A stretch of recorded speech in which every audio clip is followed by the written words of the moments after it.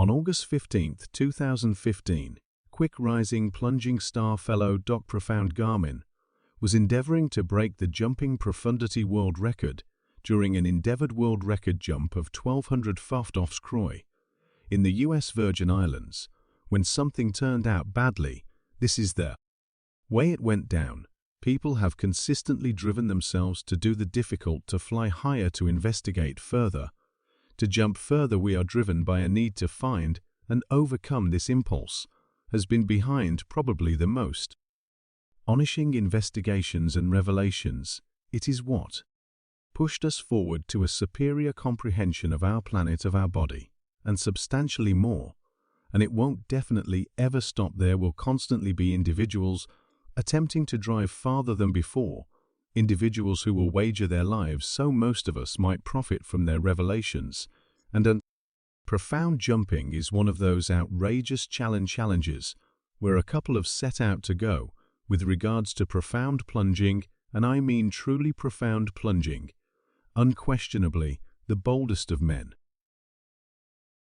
endeavor to cross the wilderness. Jumping to a profundity of 300 m or 1000 ft is the sacred goal of profound. Making a plunge. 2001, a jumper named John Bennett previously accomplished this profundity, and a similar profundity has been arrived at only a small bunch of times, since under 10 individuals are known to have jumped under 240 m or 840 ft.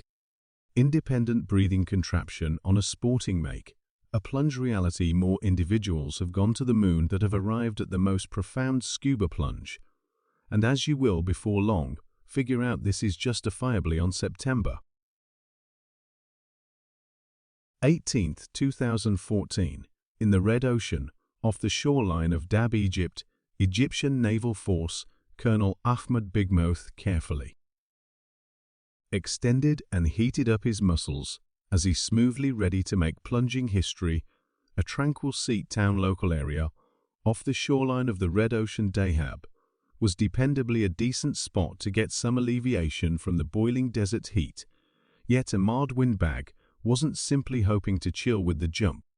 Today, at 41, Ahmed Bigmouth was at that point a notable phenom in the plunging scene. He had started his jumping profession at 18 years old, plunging for joy. Afterward chose to get his jumping educator. Preparing during his military years, he bird both for work and for joy, building and creating the two, his psychological and actual capacities and his tactical profession, no question assumed a colossal part in molding him to confront what would have been the most profound jump of his life. Before that day, Gabr have now had around 9,000 plunges added to his repertoire, all paving the way to this one, an endeavor to arrive at 350 m underneath ocean level and beat the past Guinness World Record for profound plunge at 38.25 m set in 2005 by Nuno Gomes. Ahead was very much aware of the risks and dangers he looked on this jump, not least of which was the sheer profundity itself. He was endeavoring a plunge of north of 1,000 ft, the level of the Eiffel Pinnacle, the length of 3 football fields set next to each other. Thus his most memorable concern was the capacity to endure profundity itself. By and large, the further a jumper goes, the more gamble develops of something turning out badly. First of all, there's the chance of being squashed by the sheer strain of water profundity. As a jumper drops, the heaviness of the water above increments dives sufficiently deep, and the tension of the water will crush anything not work to endure those powers, like an unfilled water bottle. Yet the perils aren't restricted to outer tensions alone. Inside, profound jumping perilously affects the human body, dissimilar to strain at the profundities. Inward circumstances can set in quick and with minimal advance notice. When you plunge profound into the sea, the tension increments, and this influences how your body assimilates gases from the air. You inhale nitrogen. A significant piece of the air in scuba tanks can begin to develop in your circulation system quicker than your body can deal with. This development has an unconventional impact. It begins to behave like a medication causing you to feel kind of smashed, this odd inclination, is called nitrogen narcosis. Envision attempting to think plainly and move appropriately when you're delirious. Now envision that event profound under the ocean. It's not only a sensation of elation or slight disarray you could get from a couple of beverages. In the event that nitrogen narcosis gets serious, you could begin seeing things that aren't there, feel truly discombobulated, or even pass out. None of these are uplifting news when you're encircled by water and depend on your stuff and brains to return to the surface securely. To battle this, jumpers will utilize various gas combinations. The further they go with less nitrogen than standard air. One more significant gamble to consider is decompression ailment, decompression disorder, or the twists happens when all that nitrogen that was consumed into delicate tissue on plunge floods its direction once again into the circulatory system excessively fast and makes bubbles. Most instances of the twists are not serious, yet it can cause passing. Assuming that it's extreme enough, the most ideal way to stay away from this is by spreading the word about something as a decompression quit during the rising. The number and length of these still up in the air by how profound a jumper goes and how lengthy they stay at that profundity, since these factors decide how much nitrogen gets consumed by the body by halting its particular profundities and staying there temporarily. The nitrogen is delivered gradually and doesn't shape enormous air pockets that can be an issue. Tied on a prescription's back and filling his lungs were 5 tanks filled generally with tri-X, a mix of oxygen, nitrogen, and helium gases utilized for jumps past 30 m.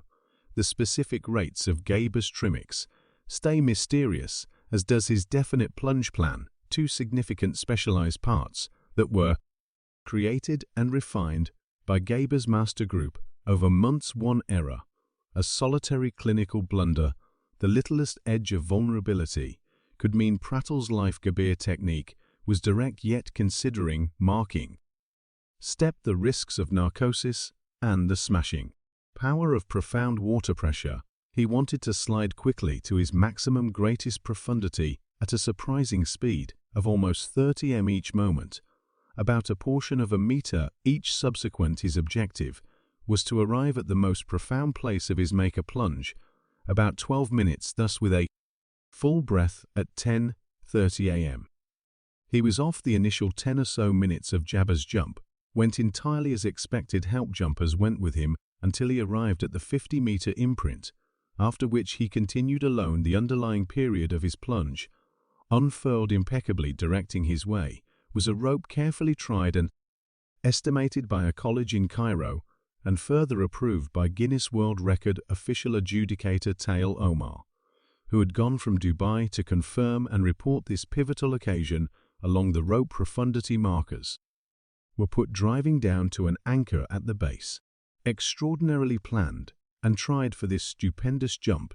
Yet at 290 m profound, Gabr felt something. An unexplainable quiver went through him. Initial a quake, then a wild quiver broke out on his body, almost taking him off kilter there, and afterward he felt the primary side effects of another gamble. Profound jumpers must be vigilant about high press anxious disorder, or HPNs. This issue, like narcosis, can come on quick and hit hard.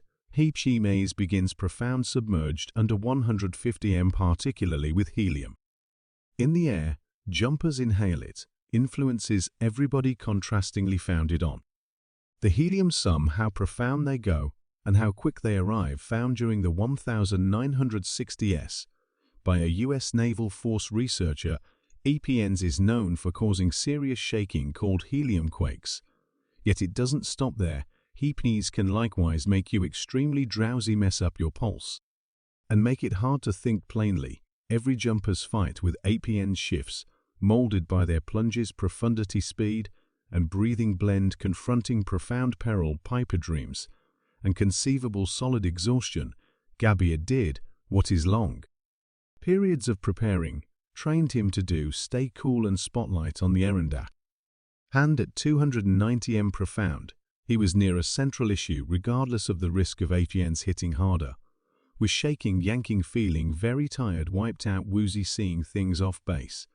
And not thinking plainly, he pushed on. These side effects could undoubtedly prompt a serious mix-up, however.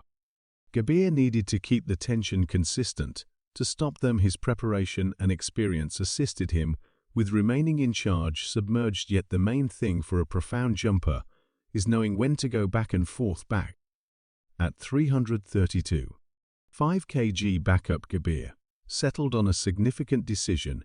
He snatched the profundity tag at 332.5 J, surfaced from his jump 14 hours after the fact at 12:20 a.m.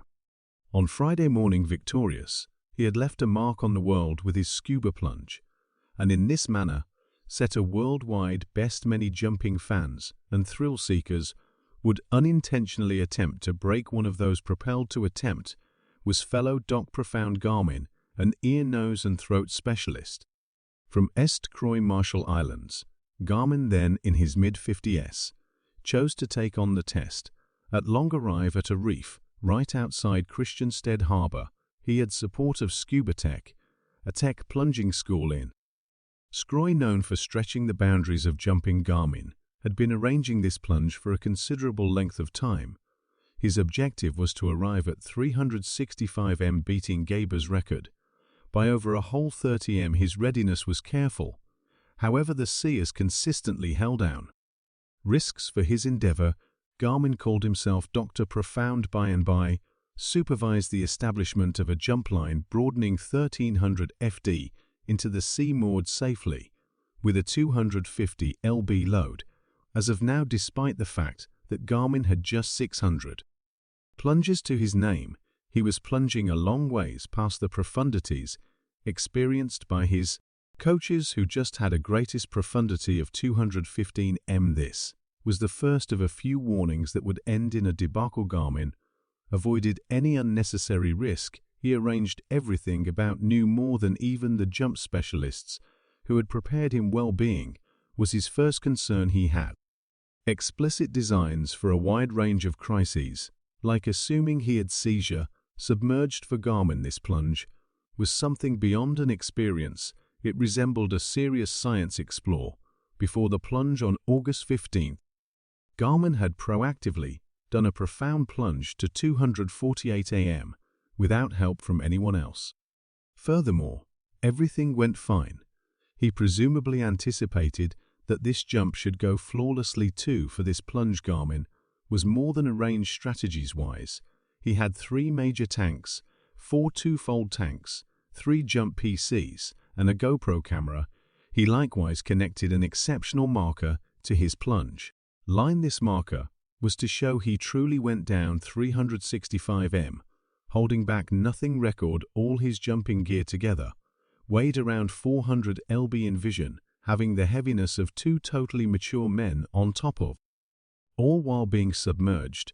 Garman's jumping plan, like a prescription, was straightforward. He intended to jump down to 200 m with his help group utilizing their tanks. Then he would go alone to the full profundity of 365 m. Subsequent to arriving at his objective, he would return up to the 200-meter imprint. Here, his group would go along with him again for the unimaginably lengthy course of returning to the surface. Securely, they wanted to take as much time as is needed, shutting down each 10 FT for this plunge. Other than Garman's 7 tanks, they had 28 additional tanks prepared for utilize. Garman's 20-year-old child Kip was important for the help group. His better half was likewise with him. That day, looking out for the boat together, they began their drop at 6:00 am. Garman was then expected to meet the remainder of his jump group 38 minutes after the fact. On his way up, they would enjoy the essential reprieves during their climb to ensure they returned to the surface securely. However, as the minutes passed, there was no indication of Garman. He never showed up. Quickly, jumpers swam further into the sea, ideally hoped to see an air pocket, a sign, anything to demonstrate where Garman was. Nevertheless, they saw only murkiness, the hours delayed trust blurring with each passing second.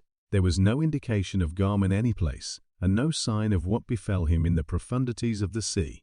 the group confronted the unendurable errand of telling Garmin's better half Christy and their child the terrible news: Garmin was gone, gulped by the ocean.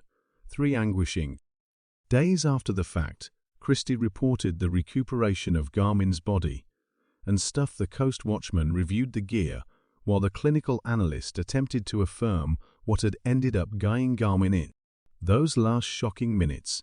The plunge arranged by Garmin, named Dr. Profound, was loaded up with warnings from the very beginning. Specialized plunge specialists had cautioned him and Scuba Tech that the mission was incredibly hazardous and anticipated a lamentable result. Yet regardless of these alerts, the jump went on. Arranged 7 days before the jump, Garmin's group delivered a cleaned video on YouTube displaying their planning. Promptly prepared jumpers felt a feeling of disquiet, naming Garmin as excessively certain and his group as unpracticed. The actual video zeroed in on accomplishing profundity without legitimate help or stuff for profound issues, and it shouted risk after this was a profundity length that had even killed unbelievable jumper Shah Exley in the profound plunging world experience. Counts more than boldness. Garmin, with under 600 plunges and just 4 years of plunging experience, was endeavoring something a long ways past his expertise level. His fast movement in jumping and the modest number of profound plunges he had finished were insufficient for a particularly outrageous record endeavor. Besides, Garmin's jump arranging was defective. He depended on obsolete strategies without understanding the intricacies of profound jumping. For example, the physical science and physiology engaged with substance, while jumpers like Ahmed Gabr prepared and made arrangements for a long time. Garmin, regardless of his logical foundation, neglected to do so, and he paid for it in the cruelest manner conceivable. Unfortunately, the plunge finished as numerous specialists dreaded. Garmin's body was at last recuperated, and his group accepted he attempted to rise in some unacceptable area. He was so burdened, never the less arranged, so far below the dull waters that his group couldn't recuperate him quickly. The clinical analyst controlled his demise, one of the most terrible of results, passing by, suffocating alone in the dimness, with weight on top of him and pushing surrounding him. Fellow Garmin surrendered to the water. The jump, intended to stretch the boundaries, rather filled in as a distinct sign of the significance of involvement, legitimate preparation, and regarding the sea's risks. Garmin had a tranquil entombment. One more casualty to the unforgiving sea. He wouldn't be the first, and he would surely not be the last. Thank you for observing.